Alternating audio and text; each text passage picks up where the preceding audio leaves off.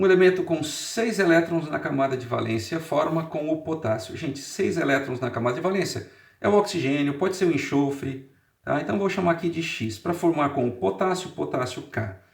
Esse X está na família do oxigênio e tem 6 elétrons na última camada, então ele é um ametal. Se ele se juntar com o potássio, que é metal, ele vai formar uma ligação iônica.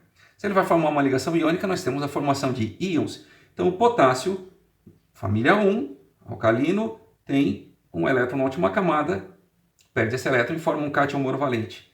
E esse elemento X, esse calcogênio, ele vai ganhar 2 elétrons. Logo, ele vai ter uma fórmula do tipo K2X. Ok? Essa é a fórmula da substância. Nós temos aqui e aqui. Detalhe, é iônico ou é molecular? É iônico.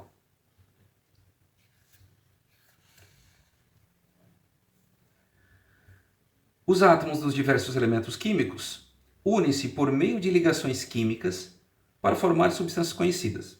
Ok?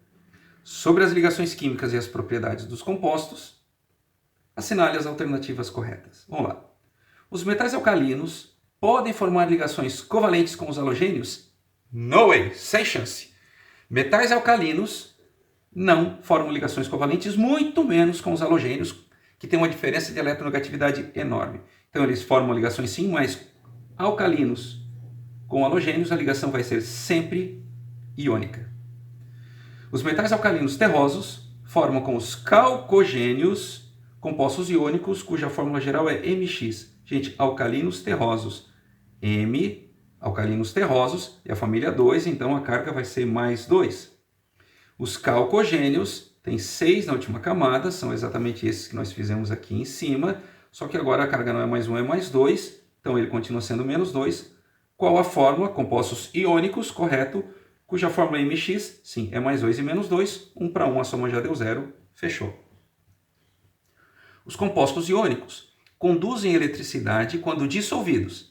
Sim, porque daí desmonta o retículo cristalino e os íons ficam soltos, né? Eles têm liberdade de movimento. E para haver condutividade elétrica tem que haver cargas livres, partículas carregadas livres. É o caso que acontece nos metais, né? Os elétrons ficam livres, passando pelo metal mesmo sólido.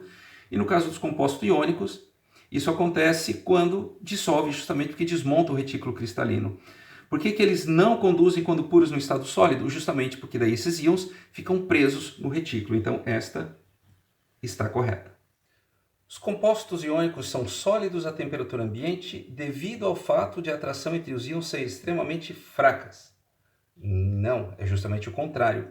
Os compostos iônicos são sólidos, sim, mas devido ao fato de a atração ser forte. Reparem que há um erro interno aqui, porque se as atrações forem fracas, isso diminui a probabilidade de o composto ser sólido. Então vocês nem precisam saber se os compostos iônicos são sólidos, mas se eles forem, não vai ser devido ao fato de a atração ser fraca.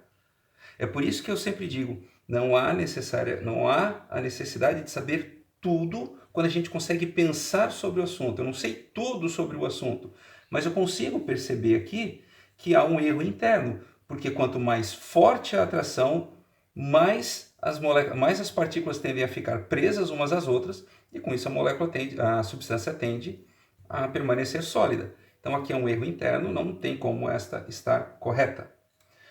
Uma ligação covalente, dependendo do tipo de interação que ocorre entre os orbitais atômicos, pode ser classificada em sigma ou pi, certo? Dependendo do tipo de interação que ocorre entre os orbitais, a ligação vai ser sigma ou pi, sendo essa última mais facilmente rompida. Sim, a ligação pi ela é mais facilmente rompida porque ela é uma ligação mais fraca. A ligação sigma é uma ligação mais forte.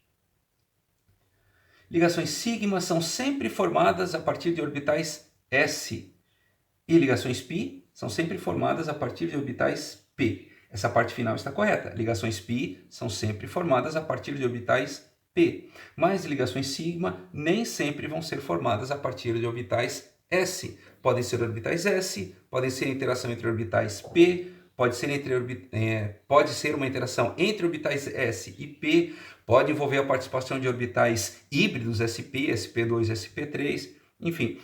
Ligações π, sim, sempre, necessariamente, envolvem orbitais p, mas é sigma, não necessariamente orbitais s, então essa está errada. Neste composto aqui, existem 3 ligações π.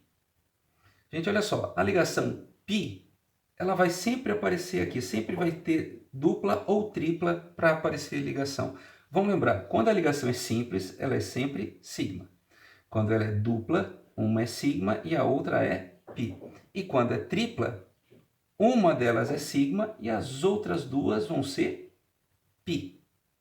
Aqui não estão sendo representadas as ligações com o hidrogênio. Então não tem como ter ligação π aqui. Se ele pedisse as ligações sigma, aí sim seria interessante. A gente pode até fazer aqui, ó. CH2 é isso aqui. Aí tem uma ligação dupla com CH.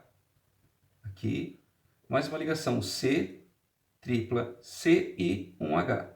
Então os hidrogênios eles estão subentendidos aqui nessa fórmula.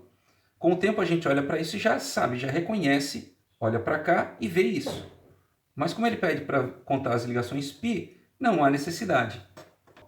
Aqui é sigma, sigma. Onde a ligação é simples, é sempre sigma, não tem erro.